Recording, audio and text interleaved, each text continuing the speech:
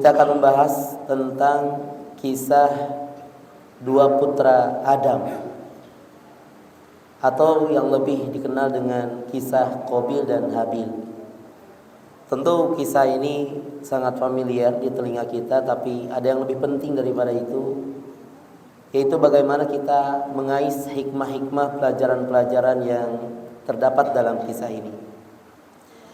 Catatan yang pertama, bahwa nama Qabil dan Habil itu sendiri bukanlah nama yang disebutkan dalam Al-Quran. Karena Al-Quran saja menyebutkannya itu adalah dengan sebutan Ibnai Adam, yaitu dua putra Adam. Memang seringkali Al-Quran demikian. Seperti kisah seorang wanita yang menikah dengan Nabi Yusuf, yang kita kenal dengan sebutan Siti Zulaikha. Nah, ternyata Siti Zulaikha ini bukan nama yang dicantumkan dalam Al-Quran, karena Al-Quran menyebutnya dengan sebutan yang lain, yaitu Imro'atul Aziz, begitu. Lalu pertanyaannya adalah dari mana ya muncul nama-nama ini? Maka jawabannya adalah itu diantaranya dari kisah-kisah Israiliyat. Namun penamaan Qabil dan juga Habil ini selain dari Israiliyat juga diamini oleh sebagian besar para pakar sejarah. Di antaranya juga disebutkan oleh Imam Ibnu Katsir dalam kitabnya Al-Bidayah wan Nihayah. Jadi tidak mengapa kita namai saja dengan Qabil dan Habil, meskipun dasarnya adalah kisah Israiliyat. Kemudian selanjutnya para hadirin, perlu diketahui bahwa Nabi Adam dan Ibunda Hawa itu memiliki beberapa anak. Ada beberapa riwayat yang menyebutkan bahwa riwayat pertama, putra putri Nabi Adam ini jumlahnya antara 40 atau sampai 100 anak ya. Menurut Imam Al-Qurtubi, bahwa putra putri Nabi Adam ini pertama ada riwayat yang menyebutkan jumlahnya 29 anak. Riwayat yang kedua itu adalah 40 anak. Kemudian riwayat yang ketiga, jumlah putra putri Nabi Adam itu adalah 120 anak. Bahkan kalau Imam Al-Baidawi lebih banyak lagi. Jumlah putra putri Nabi Adam itu adalah 239 anak. Makanya anak lebih dua baik. Dua anak lebih baik. Dua anak lebih ya. Bukan dua anak lebih baik, tapi dua anak lebih baik sekali. Para hadirin ikhwati man rahimakumullah, walau alam bisawab terkait berapa jumlah putra putrinya Nabi Adam. Yang jelas di antara mereka itu ada yang bernama Qabil ya, dengan saudarinya yang lahir pada saat yang sama, maka kita sebut dengan pasangannya. Qabil dengan pasangannya, maksudnya bukan pasangan istri, tapi pasangan saudarinya yang lahir di saat yang sama. Karena begini, cara Ibunda Hawa melahirkan itu adalah dua-dua, brol, duaan gitu, langsung kembar. Qabil itu berpasangan dengan saudari wanitanya. Kalau Imam Ibnu Katsir tidak menyebutkan nama, Qabil dan ukhtuhu, dan saudarinya. Tapi ada juga yang populer ya, bahwa Qabil itu lahir dengan Iklimah, begitu. Bahkan kisah-kisah ini juga terdapat dalam buku-buku anak-anak kita ya. Jadi Qabil lahir dengan Iklimah. Kemudian ada juga Habil. Habil ini berarti adiknya ya. Walau alam urutan yang keberapa, tapi yang jelas Habil ini juga pas brol itu bersama pasangan saudarinya. Ya. Ada juga yang menyebutkan bahwa nama pasangan saudarinya Habil ini adalah Labuda. Kalau Imam Ibnu Katsir, Qabil lahir dengan saudarinya ya, yang satu masa. Kemudian Habil juga lahir dengan saudarinya yang semasa begitu. Akan tetapi para hadirin ikhwati iman rahimakumullah, Allah Subhanahu wa taala memerintahkan mensyariatkan pernikahan wabil khusus untuk putra-putrinya Nabi Adam. Tujuannya adalah agar keturunan Nabi Adam ini memiliki keturunan, berkembang biak, ya. Kemudian syariat Allah Subhanahu wa taala karena waktu itu masih terbatas, maka masih diperbolehkan pernikahan antar saudara. Ya. Qabil menikahi saudarinya, kemudian Habil juga menikahi saudarinya. Hanya saja syariatnya itu adalah harus silang. Contoh tadi, Qabil dengan Iklimah, taruhlah Iklimah namanya. Qabil dengan Iklimah, maka Qabil harus menikah dengan saudarinya Habil, dan Habil harus menikah dengan saudarinya Qabil begitu. Mereka semuanya bersaudara, cuman urutannya beda begitu. Maka para hadirin ikhwati iman rahimakumullah, namun Qabil menolak. Kenapa Qabil menolak? Karena Qabil sempat didatangi oleh setan. Mohon maaf ya, Qabil dan Iklimah itu parasnya cantik dan tampan. Qabilnya tampan, guanteng gitu. Kemudian Iklimah itu cantik dan menawan. Sedangkan Habil dengan Labuda, Habil itu biasa-biasa. Itu hari disebutkan goreng patut mangan tebih gitulah sareng Qabil mah gitu. Ya. Pun demikian dengan Labuda. Jadi jirangan yang pertama ini cantik dan tampan, jirangan yang kedua B saja begitu. Biasa saja. Bahkan punten walau alam bisawab, ada riwayat yang menyebutkan bahwa Qabil dan saudarinya Iklimah itu adalah produk surga. Produk surga ini prosesnya ketika Nabi Adam dan Hawa masih ada di surga. Mata pantes kasep jeung geulis oge gitu. Ai urang produk SNI urang mah ya. Asli produk Indonesia. Produk tanah air gitu. Sedangkan Habil dan Labuda itu adalah produk bumi. Produk bumi ini adalah ketika Nabi Adam dan Hawa sudah diusir dari surga. Wallahu alam bisawab. Ya, saya tidak bisa mengiyakan ataupun menafikan riwayat ini. Cuman ada riwayat yang menyebutkan demikian. Bapak-bapak produk mana orang? Produk asli Indonesia ya. Para hadirin, maka setan datang kepada Qabil. Wah, cina ieu mah curang teu adil lah.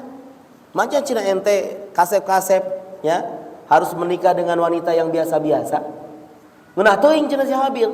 Si Habil biasa-biasa nikah dengan saudarimu yang sepasang denganmu, yaitu Iklimah, menikah dengan saudarimu yang paling cantik. Wah, itu bisa ya.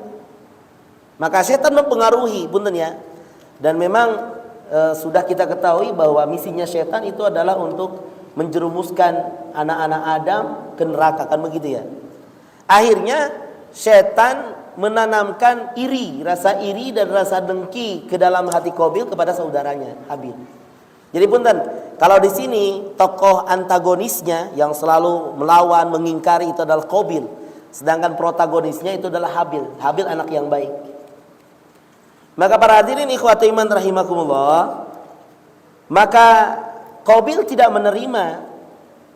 Jadi Qabil bilang, kalau mau saya menikah dengan Iklimah, karena Iklimah itu saudara sepasang, maksudnya lahirnya bersamaan. Yang kedua, dari sisi paras, memang Iklimah mah pantasnya jeung saya daripada jeung Habil.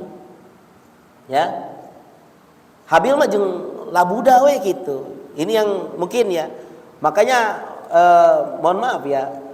Acap kali setan kan membisik kita sesuatu yang kayaknya logis tapi sebetulnya itu salah. Akan setan membisiki begini, Qabil, pokoknya nama ente ulah narima. Kenapa? Karena sebetulnya kamu lebih pantas dengan Iklimah. Kan jika itu benar. Naon alasana? Karena engkau parasmu tampan, sedangkan Iklimah itu adalah yang cantik. Ente teu pantas jeung Labuda. Kan kayak yang benar. Padahal sebetulnya yang harus dikedepankan oleh Qabil waktu itu adalah sikap sam'an wa ta'atan. Apa artinya sam'an wa ta'atan? yaitu siap untuk mendengar dan siap taat kepada apapun yang diperintahkan oleh Allah Subhanahu wa taala. Wabil khusus melalui lisan sang ayah, yaitu Nabi Adam. Dan harusnya Qabil itu mendahulukan husnuzon kepada pilihan sang ayah. Kenapa? Karena tidak mungkin ada ayah yang berani menjerumuskan anaknya ke jurang kecelakaan, tidak mungkin. Apalagi ya bahwa syariat ini adalah syariat dari Allah Subhanahu wa taala. Harita lamun Qabil taat salamet ka manehna. Ya. Kenapa Qabil ya waktu itu menolak? Karena dia terbisiki oleh syaitan. Yang kedua, munculnya iri dan dengki kepada saudaranya, yaitu Habil. Maka para hadirin ikhwati iman rahimakumullah, Qabil minta kepada Nabi Adam, wahai ayah, abdi mah cina moal kanampi lamun kedah nikah sareng labudama, pami sareng iklima, ya, saya baru mau. Jadi ada penolakan seperti itu. Para hadirin ikhwati iman rahimakumullah, ada satu pelajaran tentang parenting dari seorang Nabi Adam. Nabi Adam ketika mendapati bahwa Qabil ternyata protes kan? Qabil gak mau nikah sama Labuda, maunya sama Iklimah. Maka Nabi Adam secara bijak itu mencoba untuk menampung dulu masalah ini. Henteu langsung dicarikan, hari sia dengekeun, aku mah bapak we gitu. Lo mau ngomong teuing gitu ya. Apalagi mohon maaf ya, kalau anak itu adalah sudah dewasa. Kemarin ada pertanyaan jadi dari ibu-ibu bahwa si ibu ini para hadirin, dia mencoba untuk mengurusi anaknya sampai anaknya dewasa. Dari mulai SD, MI ya, Madrasah Ibtidaiyah, kemudian Sanawiyah, pokoknya mualimin, pokoknya mah didampingi ku ibu. Pokoknya mah sabisa-bisa si anaknya itu turut kepada ibunya dan memang tidak tidak menyerahkan kepada guru yang lain. Jadi homeschooling begitu.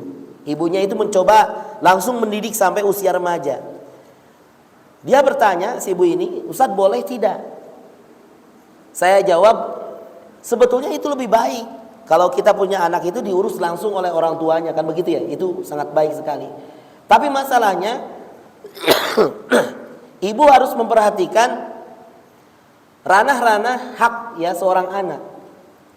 Akan begini, ketika anak sudah remaja ya, apalagi dewasa, anak itu pasti punya pilihan. Nah itu ya.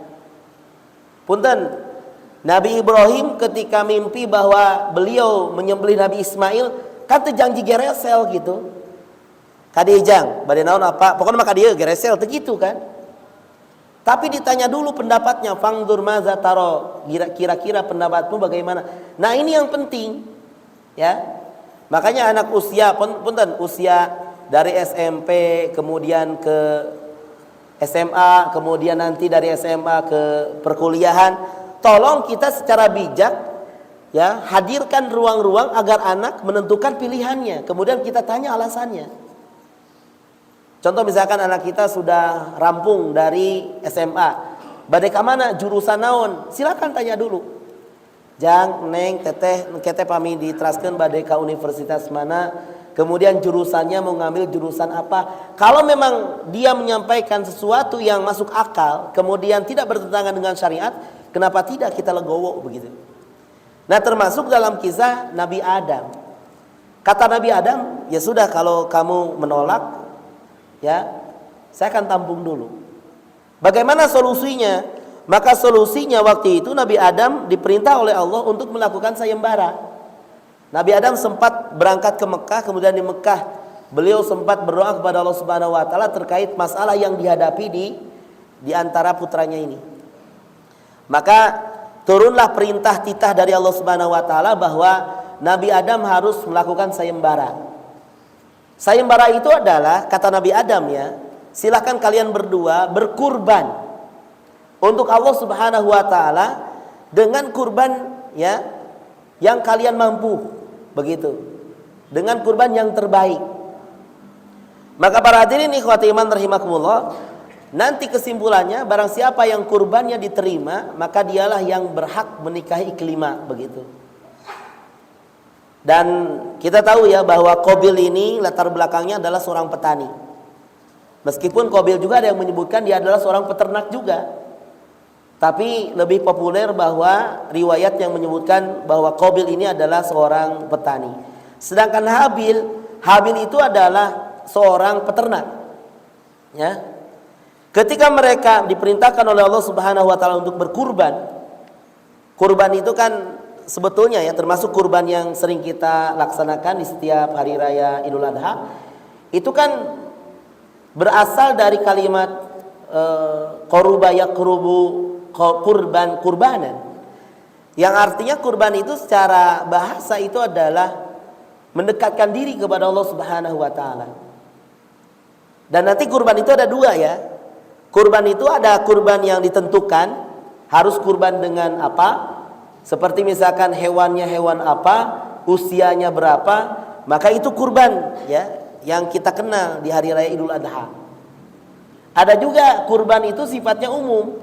Maksudnya adalah bahwa ketika kita mendekatkan diri kepada Allah, boleh dengan harta, boleh dengan raga, boleh dengan doa, boleh dengan apapun. Kalau dengan harta misalkan kita mendekatkan diri dengan cara infak, sedekah, termasuk melaksanakan kurban. Kalau dengan raga kita melaksanakan sholat-sholat sunat, menambah sholat-sholat sunat, itu pun sama. Dan aktivitas ibadah yang kita lakukan semuanya itu adalah dalam rangka kurban.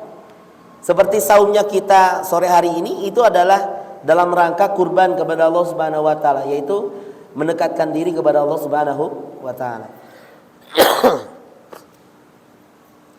Maka para hadirin ikhwati iman rahimakumullah, Nabi Adam memerintahkan Qabil dan Habil untuk mempersembahkan sesuatu. Silahkan. Nanti siapa yang persembahannya diterima oleh Allah, dialah yang berhak untuk menikahi Iklimah. Para hadirin ikhwati iman rahimakumullah, Qabil dia adalah seorang petani. Ternyata dia mempersembahkan untuk Allah Subhanahu wa taala dengan hasil panen yang terburuk.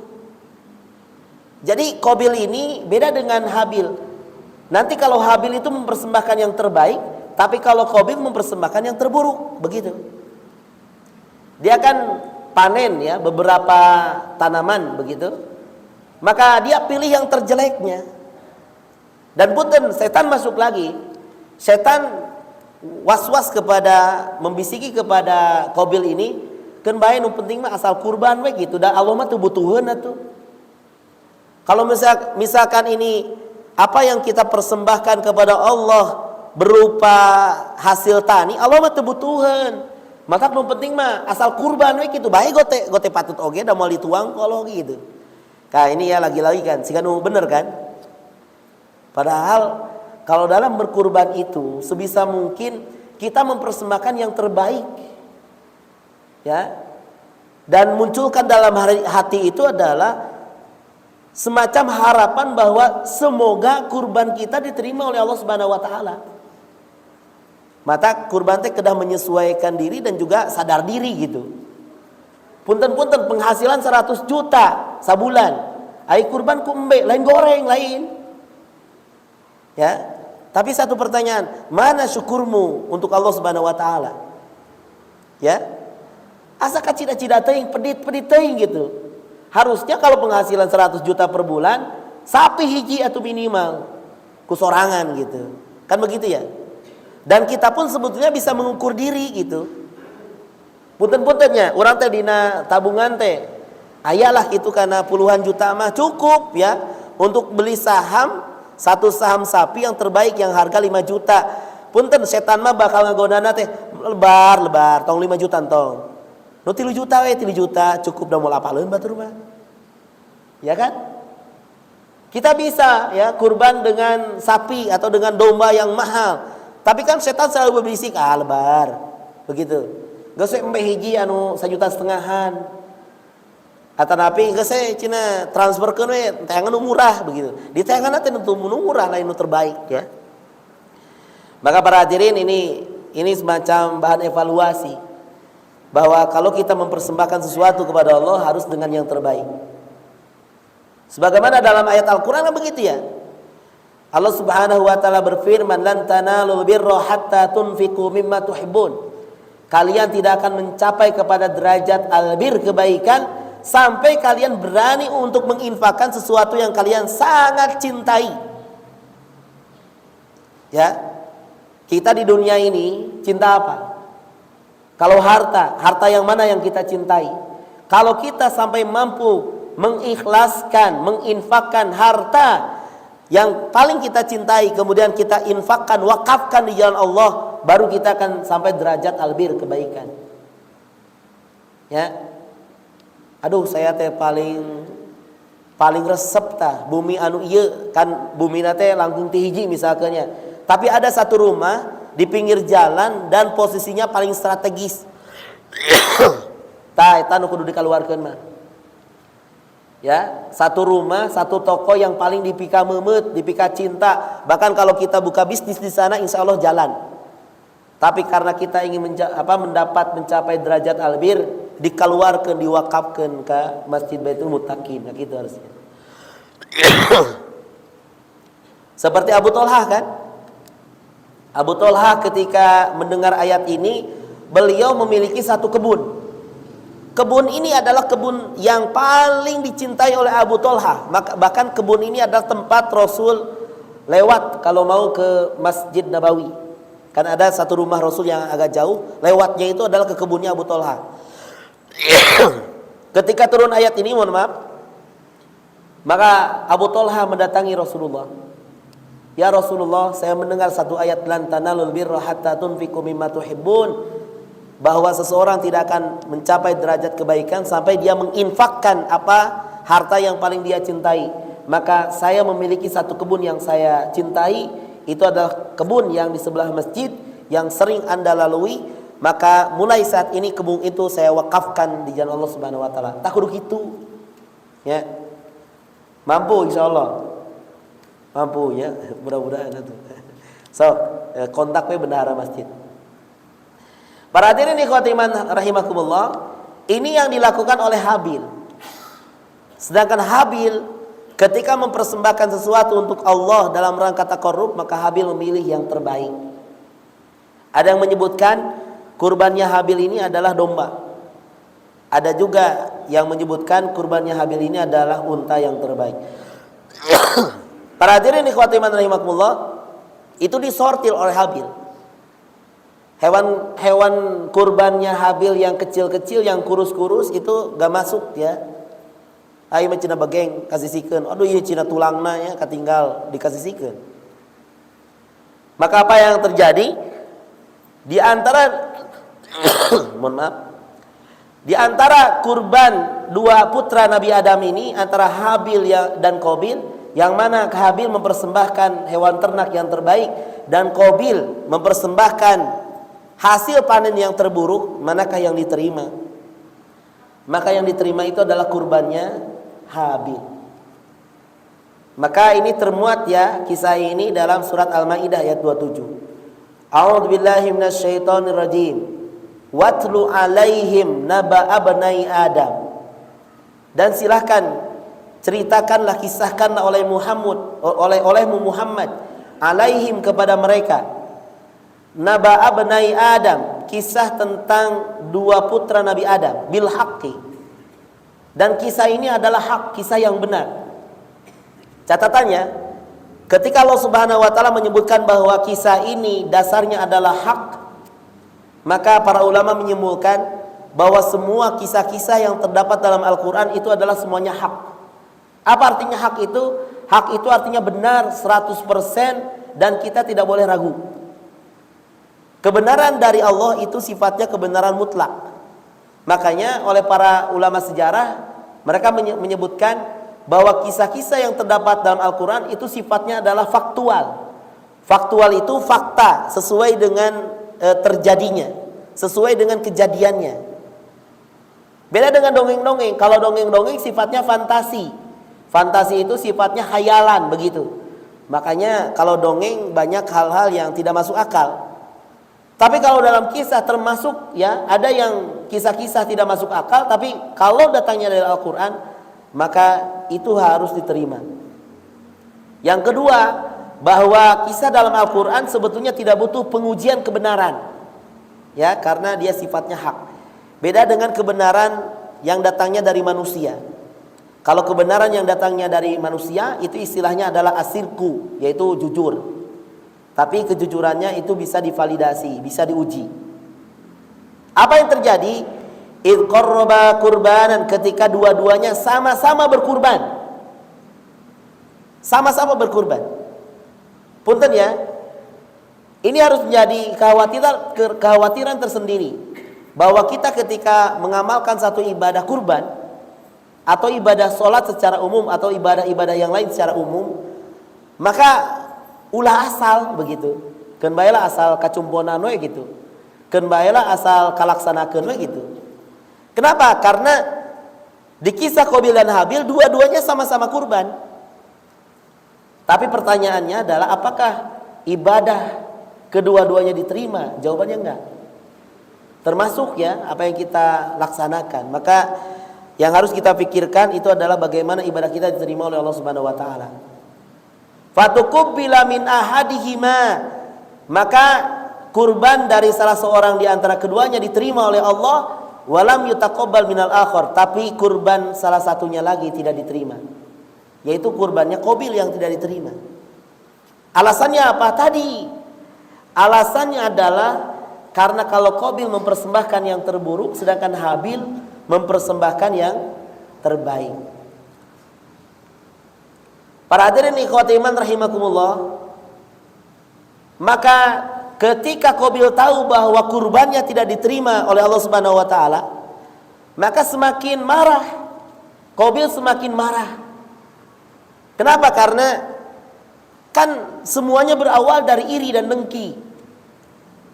Dan ketika iri dan dengki ini tidak bisa disiasati, maka nanti naik levelnya menjadi dendam. Begitu kan? Waktu itu Qabil berpikiran begini, aduh, kurban saya tidak diterima, berarti saya kalah sama saudara sendiri, sama adik lagi. Yang kedua, berarti nanti Iklimah akan ditikahi oleh Habil. Wah, bahaya iya. Itu hasutnya itu sudah mulai menggelora di hatinya ini, di hatinya Qabil. Pokoknya keheul pisan ke Habil teh. Apa yang terjadi? Maka dia nanti akan mengupayakan salah satu kriminal, ya, salah satu tindakan kekerasan.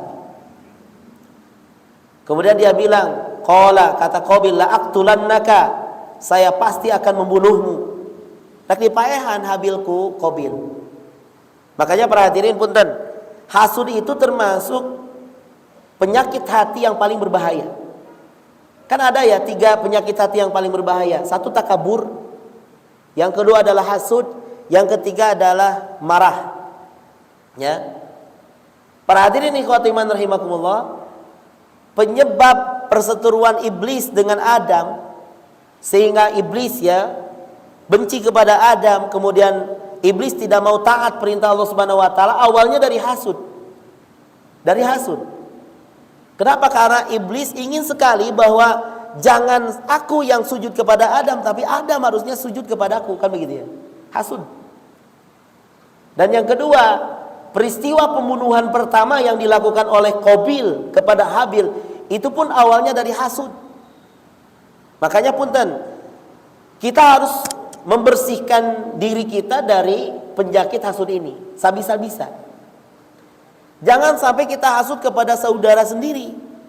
Jangan sampai hasud kepada orang tua sendiri, kan ayahnya. Ayah itu ada yang hasud kepada orang tuanya sendiri. Jangan sampai hasud kepada teman.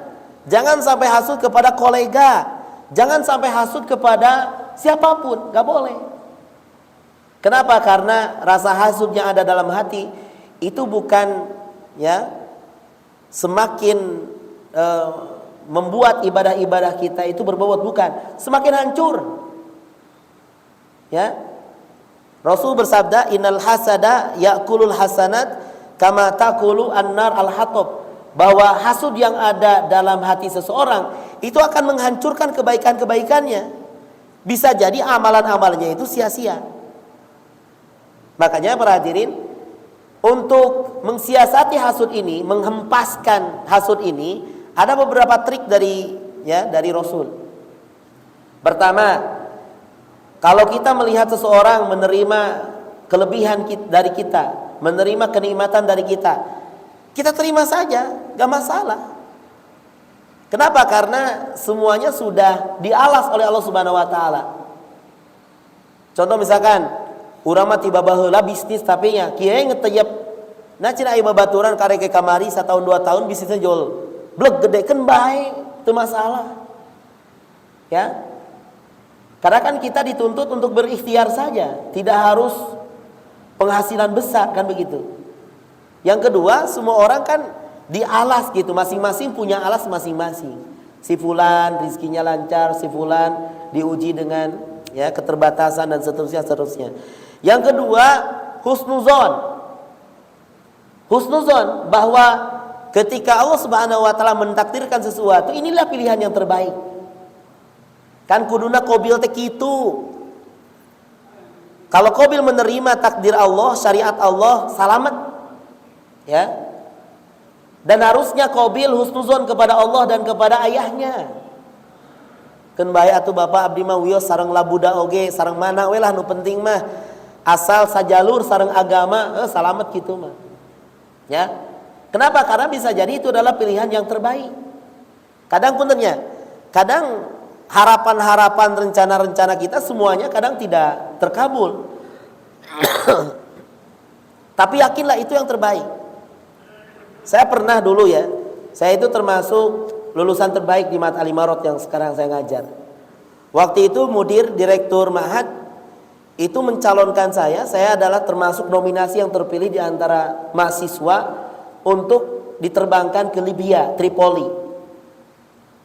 Tapi qadarullah, saya sudah terjemah, sudah punya paspor, saya tidak jadi berangkat ke Libya. Punten ya, kalau saya sikapi dengan penolakan ya Allah atau dengan ngarasulah ke Allah mempertanyakan, ini kan tidak baik. Yang saya kedepankan adalah husnuzon. Karena bisa jadi tetapnya saya di Indonesia, tidak keluar negeri, itu adalah pilihan yang terbaik. Bahkan teman-teman banyak yang mengirimkan ayat ya dalam pesannya itu, asa an takrahu syai'a wa huwa khairul lakum wa asa an tuhibbu syai'a wa huwa syarrul lakum. Bisa jadi kamu membenci sesuatu padahal itulah yang terbaik. Pilihan Allah yang terbaik. Dan bisa jadi kamu berharap sesuatu tapi pilihan itu bukanlah yang terbaik. Alhasil saya mendapatkan hikmahnya itu 2 tahun setelah saya diterima di Libya. Apa yang terjadi? Teman saya yang diterima di Libya nasibnya terkatung-katung di Libya. Kenapa? Karena tahun 2008 masuk 2010 Libya kan terjadi ya. Naonnya disebut teh naonnya? Kekacauan politik lah inti namanya. Sampai terjadi peperangan antar saudara, kemudian Umar Qaddafi Muammar Qaddafi juga diruntuhkan, bahkan dibantai kan begitu. Alhasil teman-teman yang diterima waktu itu nasibnya terkatung-katung, kuliahnya gak beres. Bukan saya mensyukuri, bukan. Saya mencoba menyelami hikmahnya. Meskipun alhamdulillah teman-teman yang diterima di Libya ini akhirnya dilanjutkan di perguruan tinggi di negara kita, di UIN yang ada di Indonesia. Coba saya lamun mempertanyakan ke Allah, eta buktina teh kitu. Matak bapak-bapak lamun baheula pernahnya ngeceng hiji istri tapi jadinya sareng si ibu ayeuna. Eta teh pilihan yang terbaik gitu. Kan kade CLBK gitu. Ya, ini satu kisah saja. Maka para hadirin, kemudian yang ketiga, cara dari Rasul ketika kita ingin menghempaskan rasa hasud, ngara urang teh hasud naon? Lamun orang ninggal batur kenging anugerah, mendapatkan kenikmatan, doakan ku kabarokahan. Makanya seringkali doa-doa untuk menyampaikan ucapan selamat itu adalah keberkahan. Contoh, kalau ada yang nikah gimana doanya? Barakallahu laka wa baraka alaika wa jama'a bainakuma fi khair. Atau saya mah asli boga dulur babaturan nikah berkah atoh ieu teh sok sanajan jomblo urang teh kitu can kawin. Ya urang hayang nikah teh kan manya kudu disabotase babaturan kawin ulah. Pada babaturan sobat dalit tiba heula ti leuleuktiknya main rebonan ucing-ucingan macam-macam ngan babaturan miheulaan kawin ai urang acan kawin manyarek didudutan eta sound sistemna. Terus pamajikanna mah nyarek direbut kitu di nya. Atau we urang ge lain urang teh hayang urang oge. Ya Allah abdi teh hoyong ieu babaturan nikah miheulaan saya cing barokahnya najer hate teh giliran abdi ya Allah enggal-enggal gitu. Eta na jero hate tina doa keberkahan teh. Ya Allah, secara jujur hati kecil saya mau seperti dia. Mudah-mudahan dia barokah, mudah-mudahan saya oge bisa nyusul. Punten ya, sebagian keluarga diuji dengan sangat terlambat mendapatkan buah hati. Ada yang 10 tahun belum punya anak, ada yang 15 tahun belum punya anak, ada yang 20 tahun, bahkan ada yang sampai berpuluh-puluh tahun belum punya anak. Setiap puntennya, setiap ninggal tatangi, raina, rakana, kenging murang kali pasti teh tengah jerit eta teh. Ya Allah abdi teh geus usaha, geus diparios kangunungan abdi, caroge macem-macem gitunya. Teras teu aya masalah tapi teu acan gaduh buah hati. Hayang. Ngan ningali babaturan misalkan atanapi raina putraan, ya Allah naari adi kuring geus budak-budak deui, ai kuring can hiji acan. Perih eta teh sabenerna mah. Ngan urang teh kedah berdamai dengan keadaan. Tarimakeun takdirna, hiji tarimakeun. Puntennya, jangan sampai melakukan tindakan-tindakan di luar kontrol. Wah, aing meupeun indungna sare budak teu ngeunah aing mah ai adi boga budak, ai kuring teu dileob eta budakna ulah kitu. Bagaimana harusnya kita doakan dengan keberkahan. Ya Allah, alhamdulillah ieu pun adi matos gaduh putra deui, cing barokahnya neng. Sok, ieu budak pokona mah ku uwa bakal ditinggalikeun, pokona mah diurus ku uwa. Mengpeung uwa can gaduh murang kali, doakeun ku kabarokahan. Barakallahu fil mauhubi lak. Dan seterusnya. Doa ketika mendoakan bayi kan begitu ya. Tapi na jero hate teh ya Allah, ieu teh nya adi teh boga di budak ai kuring acan, kuring hayang gitu teh. Maka tidak harus selamanya ya bahwa apa yang kita inginkan ketika belum kecapaian, belum kesampaian, kita harus berontak kepada Allah atau mempertanyakan kepada Allah. Kemudian para hadirin ikhwati iman rahimakumullah. Ada istilah di sini, rubba dirhamin sabaqa alfa dirhamin. Bisa jadi satu dirham itu menyusul bahkan melampaui 1000 dirham. Maksudnya adalah bisa jadi ada yang 1 dirham diterima oleh Allah daripada infak dengan 1000 dirham tapi tidak diterima oleh Allah Subhanahu wa taala. Berarti ini kembali, selain kita harus mempersembahkan yang terbaik, yaitu kita harus mendasari amal kita itu dengan keikhlasan dan ketakwaan. Makanya Allah berfirman, innama yataqabbalullahu minal muttaqin. Sesungguhnya Allah akan menerima khusus dari orang-orang yang bertakwa saja. Para hadirin yang selanjutnya, ketika Qabil bilang kepada Habil bahwa Qabil akan membunuh Habil, pertanyaannya, apakah Habil akan membalas ancaman dari Qabil ini? Wayana ujang dipaehan kuah, teu bisa. Sok der diaduh. Mau pakarang hiji-hiji wani mah gitu. Ternyata Qabil tidak seperti itu. Bahkan Habil ya. Habil ini termasuk orang yang membalas kejahatan dengan kebaikan. Beliau menjawab ya ketika oleh kakaknya bilang oleh Qabil bahwa dia akan membunuh Habil. Kata Habil, lain basatta ilayya yadaka litaqtulani ma ana bibasiti yadiya ilaika liaqtulak. Meskipun kamu sudah mengayunkan tanganmu untuk membunuhku, aku tidak akan membalas. Aku tidak akan membalas. Inni akhafullaha rabbal alamin, karena sungguhnya aku termasuk orang yang takut kepada Allah Subhanahu wa taala. Inni uridu an tabu'a bismi. Kalau itu terjadi, aku sangat berharap mudah-mudahan engkau membawa seluruh dosa-dosaku. Wa ismik, ditambah dengan dosamu. Fatakuna min ashabin nar. Maka kamu termasuk ahli neraka. Para hadirin apa yang terjadi? Akhirnya fatawwa'at lahu nafsuhu, maka hawa nafsu Qabil ini menguasai dirinya sehingga Qabil tidak bisa mengendalikan dirinya. Faqatalahu, maka Qabil membunuh Habil, membunuh saudaranya sendiri. Fa asbaha minal khasirin, maka Qabil termasuk orang-orang yang rugi. Para hadirin ikhwati iman rahimakumullah, itulah efek dari hasud. Hasud itu bisa terbagi macam-macam ya. Oleh para ulama itu ada hasud yang tidak menimbulkan aksi, ada hasud yang sampai menimbulkan aksi. Contoh misalkan ayah hasud, ayah tetangga hasud misalkan ka urang, ngan ala kadar hasud ayah teu kaop urang meuli AC itu panas. Ya, urang nu meuli AC-na batur panasna gitu kan. Kan aya nu kitunya, tapi tidak melancarkan aksi. Ada juga hasud itu adalah yang melancarkan aksi. Makanya kita berdoa dari Allah dari orang-orang yang hasud. Wa min syarri hasidin idza hasad. Kenapa harus berlindung kepada Allah dari orang yang hasud? Karena bisa jadi orang yang hasud itu adalah melancarkan aksi. Teu sidik nama punten, komo dina urusan bisnis. Dina urusan bisnis aya nu sabotase. Ya, peda misalkan tatanggana maju usahana disabotase, diteleponan pelanggan-pelangganna, oh ulah meuli ka baso eta cenah basona dicampuran ku daging beurit gitu.